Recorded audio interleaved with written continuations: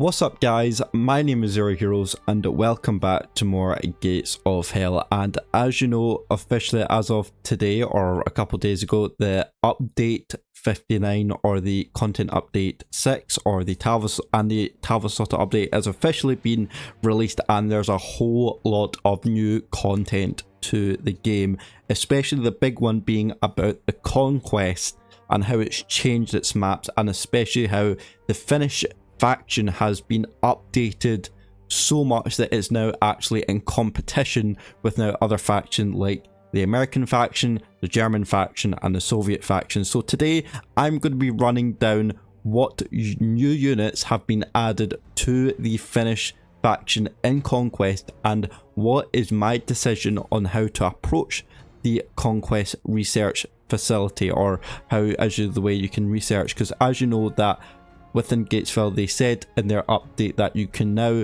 when doing the Conquest, the Finnish faction is now as big as the other factions when playing the campaign.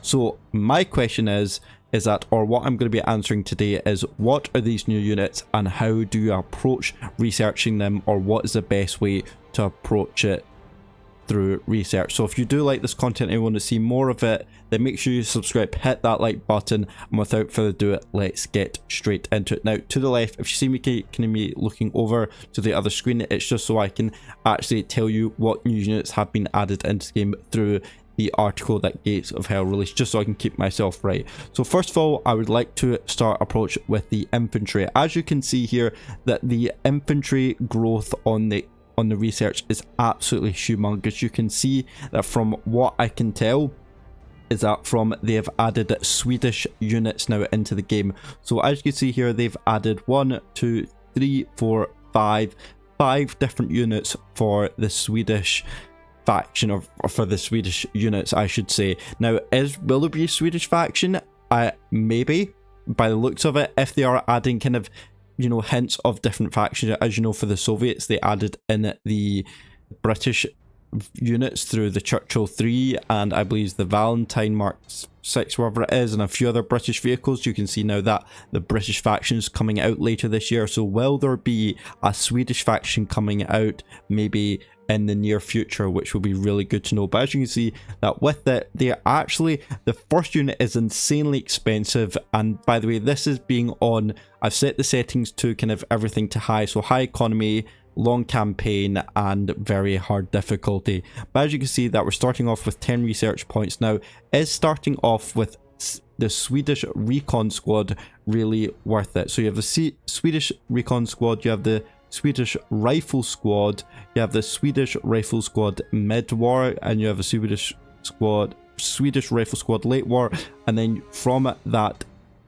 the Swedish Rifle Squad early one, that will lead you down to the Swedish Jaeger Squad, which is worth 4 research points, and the rest, the first one costs 6 research points, which is insanely expensive compared to the other research. The first research unit should only cost 1 research point, or 2 of them actually come free. But if you look kind of towards up the top, you can see that they're less expensive. Even the elite sniper, which is actually quite expensive to get, is actually cost 2 less research points than the Swedish Recon Squad. So is it actually worth getting a research squad?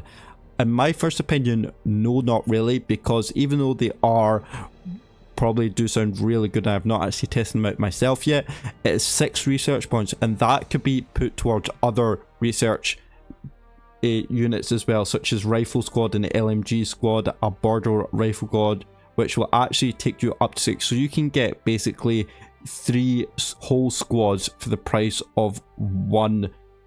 You can get, throughout the Swedish Recon Squad, you can get 1 Swedish squad for the price of 3 other squads. So I would rather take that instead of the Swedish Recon Squad, I should say, sorry.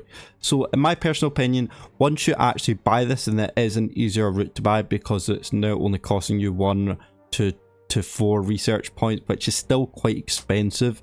But for my personal opinion, these are probably the most looking really promising, the Swedish Recon Squad. But I do think 6 research points is insanely expensive, and I think that needs to be reduced down to at least 4 through research points in my personal opinion. I think that's just too expensive in my personal opinion. I think people would rather go for going through the other sorts of routes which will actually get you a lot better units, such as, you know, the veteran Jaeger squad and the Jaeger strike squad, which actually cost much less than just the Swedish first squad. So let me know in your comments down below, but that is the first kind of ones talked about, and if you have played it, then let me know.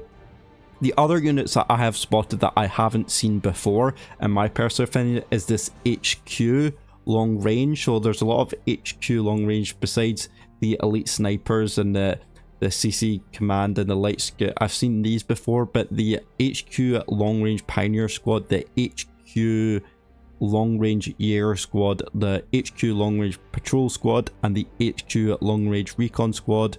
You've got the HQ long range pioneer squad, and you've got a lot of others. So those are ones I've not seen before, but I don't really know what they do in particular compared to other units. If anybody knows what the difference is between the HQ long range units and your regular units, then let me know in the comments down below.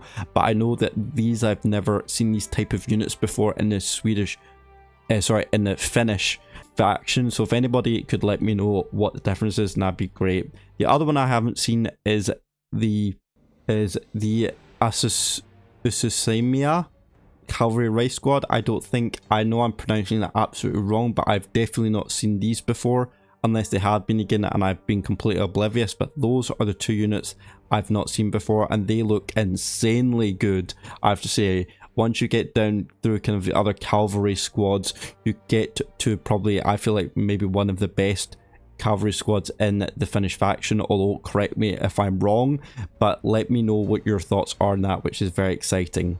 So that is your infantry covered for these new units. Now going on to kind of your machine guns and AT guns, which is where the Finnish faction and the Conquest really do flourish and go. So the one of them is called the 300 KRH-42. Now this is a humongous mortar by the looks of it. It is bigger than your 17cm Mindwerfer, or whatever you pronounce it, and that thing is already huge. But a 300mm, that is absolutely insane. And the fact that this can also be towed, which means you can get into position quicker, towed by like a supply truck, which means you can constantly just resupply this thing, is going to be absolutely insane, especially for defense missions or defense operations. You are going to completely obliterate opponents, and the blast radius will absolutely kill a group of infantry or even lightly armored vehicles at best, which would be insane. But the problem is that it's really expensive, probably one of the most expensive units in the game, costing 12 research points. So in my defense, even though mortars are absolutely insane and they're really good for defense, I really don't think it's worth spending 12 research points, as you can get a load of other better, you know, equipment such as AT guns, which we're going to actually move on to now. So the first one, oh, I should also forgot to say, is that you're actually getting two machine guns. You're getting the maximum M32-33, which is this one here, and you also get the maximum MG08. So two machine guns added. To be fair, machine guns are quite underrated in this game, and I don't think they're that good, but in this case, when you are defending and you don't really have anything to deal with units, a whole lot of group of units, then yes, you might want to go for MGs. But because they're only worth, I mean, two of them are actually costing you no research points, so you only need to get, and the first one you can actually already unlock, and with 10 research points you can actually unlock all of the machine guns if you really wanted to. And even with still, so in total you're only actually spending 1 research point, so you could get all the machine guns, which would be really good. So in that case, if you do really like machine guns, you could get like 4 of these machine guns, stack them up and just tear down units, which will be absolutely brilliant. But unfortunately they're not great against you. When the enemy Soviets start bringing out proper armored vehicles, that's where this thing will start to struggle. But the fact that these been added is a great addition to it, and it's only costing you a maximum of 1 research point overall, so a huge big step there. Going on to now your AT guns, which is where this faction actually flourishes. This is where the Finnish faction actually really get the benefits from dealing with heavy armor and all that. So the first one will be the 76 LTK31. Now this looks, I'm not gonna, by the looks of the picture, it does kind of look a wee bit like an 88, and I know you're all gonna say, oh, it's not the right caliber and all blah blah blah. I know that it just looks like it. I'm not saying it is, I'm just saying it looks like it. Okay, you don't need to get your pants all dicked up, all right? I'm just saying it looks like it. Now this thing is looking absolutely really good for dealing with your medium to lightly armored vehicles. It probably has a good rapid fire DPM, and also it's going to be quite hard to kill, because even though it's quite a big target, it does probably mean that it doesn't take cover. You know, you can't deploy sandbags because looks like it's one of these traditional kind of big AT guns that you can't place down, so you might need to use engineers to give it cover. But for that, I think this thing will absolutely just rattle Soviet vehicles and will absolutely give you the boost that you need. And also, it's not very expensive, only being 4 research points. So if you really want to go down that line, you can, being kind of going on to kind of your 40 LTK. It's honestly a brilliant probably piece of armor. Unless it's an AA gun, then I am completely sorry for absolutely just ruining it for everybody. But yes, that is one. And something that you might have also noticed, that they've now added Volvo into the game. Yes, alright, I don't know how they managed to maybe get the copyrights off that, but they did. So you have the first one, which is the Volvo LV127D20, and it's basically it's an AA gun in the back of it. It's a Volvo truck that has an AA in the back of it, which is cool, which also leads on to the Volvo LV, your standard kind of transport truck, but one is just, you can just get the Volvo. So one is basically a Ford and one is a Volvo. So there's not much to talk about on that, but it's a nice addition to the game, the fact that they're adding now adding recognizable kind of car names, you know, Volvo, Ford, all those kind of names, company car names, you see added into the game. That's were probably actually used during the war as well. So really nice touch there. So guys, now we're going to go and talk on to the proper AT guns now. So the ones where it really kind of flourishes more into the gameplay, kind of the midst of the gameplay, where you're going to need your proper AT guns to deal with those Soviets armor, such as KV-1s, T-34s, and so on. So the first new addition that they've added to the Finnish faction is the 76 LK13. So it starts from here. So it's one. So this looks like a really powerful howitzer, as you can see, which is actually really nice, because I felt like you only had the options of light AT guns. So now you actually have the option of having a kind of a proper kind of AT gun and then a proper howitzer. So you start off with a 37mm, but you also now get the option of having a 76mm. And the good thing is, it is very cheap. It's only costing you 2 research points, and the fact that this is acting as a howitzer and a 76mm anti-tank gun, it is seriously going to absolutely bolster your offensive and defensive capabilities when you are doing these operations. So I would actually take the 76 over the 37mm, just because it has a more powerful option of being able to deal with lightly armored vehicles and even heavy armored vehicles. When the 37, you probably at that point you might need to start reaching like your 76mm guns, when in actual fact you could just get the 76 LK13 for, you know, for roughly a lot cheaper than going through a whole bunch of other 76mm guns. So this is a brilliant option, an addition to the start of kind of your campaign, your Finnish campaign. And leading on to that, they've added a bunch of other 76s, such as the R76 RK, I think 27. Then you've got the mid version, and then you have the 76 RK2739, which is, these are all fantastic additions, and they're all really cheap as well. So you can get them with absolutely amazing prices as well. So it is really, really good to see that.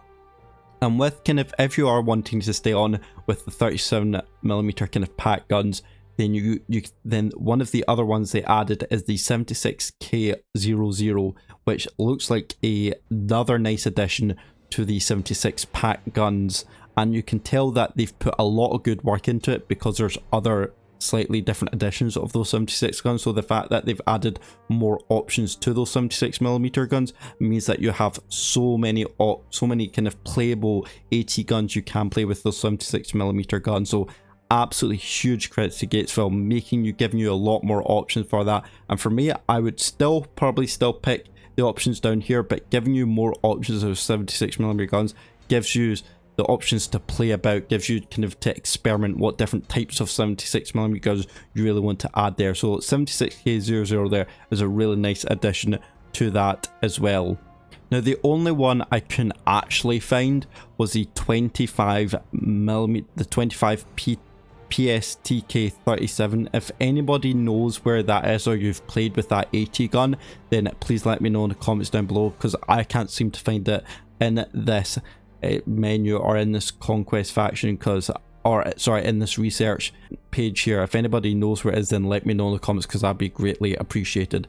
Now time to go on to your much heavier guns. So if we're kind of scrolling on, you can see some nice kind of heavier guns have been added here. There's a lot more options for your heavier artillery, such as your 203, your 210. There's a lot more options for your much heavier damage dealing guns, which if you are going up against like IS-1s or KV-85s or heavily armored KV-1s, then you are going to take out these dangerous guns. And one of the new additions that they added was a 114mm H18, which gives you a mid and a late version. So these are brilliant options for actually giving you, which one you want to play with. To be honest, if you're kind of wanting to know the difference, in the sense that, the research points is actually slightly different. The late version is only 1 research point, whereas the mid version is 3. I thought the later version would actually be more expensive, but it looks like the mid version is more expensive in that case, and they can both be towed by AT guns, so that'll gives you a chance to go into position quicker with these AT guns. But also, I would think that these AT guns were going to be using up a lot of ammo, so keep that supply truck right beside it, but also make sure they're well defended as well, because they could be heavily exposed to flanking positions from the enemy. Knowing that you do have heavy artillery, they are going to be exposed, so make sure you keep these heavy artillery pieces behind. But these look like absolute fantastic guns and gives you the options to deal damage and dig out defended positions, which are really hard to dig out, so which is fantastic. The other one that they added is the 115mm H17 and also the 210 H17 as well. So a lot more options. So I mean, look at these guns. I actually, when I play the Finnish faction or Finnish Conquest, I actually can't wait to try out these types of guns. Let me know which one is your favorite heavy type of artillery. That would be fantastic to know. And also, now that we've kind of talked about all kind of the AT guns that have been added to the game, or if there's any of that I've missed, then let me know. We're going to go on to the vehicles. Now the vehicles aren't the main kind of addition, or aren't the main attraction of this Finnish campaign or Finnish Conquest, or I keep saying camp mission. It is more the AT guns, but now that they've added starting more vehicles or tanks to the Finnish factions, it's giving you more options to play this line. So the ones that they've added is the Stug 40 late and early. I think they actually already had the late, so it's the early version that they've added in, the Stug 40G, I believe, which they've added in. They've also added in the T26C, which leads on from the T26B mid version and the T26E mid. Again, both costing relatively well. The Stug 40G is actually really expensive with 8 research points, where the late version is only worth 2. So I don't know where the quite common sense in that is, considering I don't know why the early version is costing a lot more expensive than the late version. I would think the late version is actually better than the early version, but it costs more. So if anybody's able to help me out, that would be fantastic. But that T26C is, I don't really see the point in it. It's just kind of, I mean, I know it's giving you more options to play with, but it is an early version tank, so it's not going to do well against Soviet T-34s. I think it's, preferably for me, it's kind of just like a waste of space, and they could have probably added something maybe a lot heavier with that. And kind of going towards the heavier section, they've added in a new T28 version of the Soviet. It's called the T28E, which leads on from the T28 M1938, which actually, again, really cheap, only costing you 2 research points. But the only way you're able to get this is either going through the Stug line and getting the T28 late, which by that point it feels like there's no point getting the E version, or you could go down through the BT tanks and going through the T28 1939 and then go down towards the T28E. But why would you do that when you can actually just save up for a T34B, which is a lot better than your T28? So again, I feel like a kind of like a waste of a research kind of point there. I feel like you're better going with kind of sticking with your T34s at this point. Once you have one of the T28s, you're better just going straight through up to T34, and then that will lead you onto your T34 85 and even your KV1 Bs and As, which is one of the other new additions I believe that they've added. Or no, it's not. Apparently the KV1 Bs and As were already there, although I don't really remember being there 2 variants of KV1s. I think there was only 1 variant, but let me know in the comments down below. And the only other one I do want to mention before I end today's video is the BAFC late version, I believe, and that is this one here. So you have the BAC, you have the BAC mid, and you have the BAC late. So there's kind of 3 different versions of them. Again, I kind of just feel like this is a bit of a waste of research points. I feel like these should all be free. I feel like even though they cost research point, you're better going off sticking with the kind of the Vickers, going on to the T26Es, because those have better mobility and better armor as well. Even though I wouldn't say better mobility, because I guess the BAFCs are on rubber kind of tires, whereas these ones are on tracks. But I guess for this sake, you're better sticking with the T26 ease in this preference. I mean, it's actually totally up to you whether you want to go down, start from the FT17 and go down towards that line to the BT5. But I feel like getting the mid and late versions are kind of waste when you can just go straight down to the BT5 and then go into your T28s. I think, in my personal opinion, you're better at going off from the FT17, going down and going along that T26 route to get to the T28 and then down to your T34. That's my personal opinion. So there you go, guys. That is what the Finnish faction has been added to the game, or Gatesville have added to the Finnish faction. I think this is a great addition. Some of them I felt like are a bit too expensive, such as the 300mm mortar costing 12 research points, which you probably won't use to the very end of the game or at some point unless you strictly go down that route. I think machine guns are a brilliant idea, costing them only actually 1 research point for 4 of them, which is brilliant. The infantry are a brilliant idea. I think the Swedish recon squad are very expensive, and I think you're better off starting off with kind of the main forces, and of course going down kind of your vehicle section or the ATs section. I think you're better now that you have options of some howitzers. I think that is your better option instead of going for the 37mm. And then going for your tanks, you are better just sticking with the FT17, going down the T26 route to the T28, and then getting yourself the T34, which will lead on to better T34s, and then eventually ending up with KV1s and ISUs. So there you go, guys. That is it for today. I hope you have enjoyed this video. If you have, make sure you smash the like button, leave a like on this video, and let me know in the comments down below that whether you like these changes to the Finnish faction, or whether do you think it was just kind of a waste and they're just too expensive or they're just too irrelevant. Let me know. And if you haven't seen my most recent video, which basically has been all about the news content update, or you've been living under a rock about this news content, then click left here and it'll tell you all about it. But that's it for today, guys. Thank you so much for watching and our support, and I will see you in the next video. See you later and goodbye.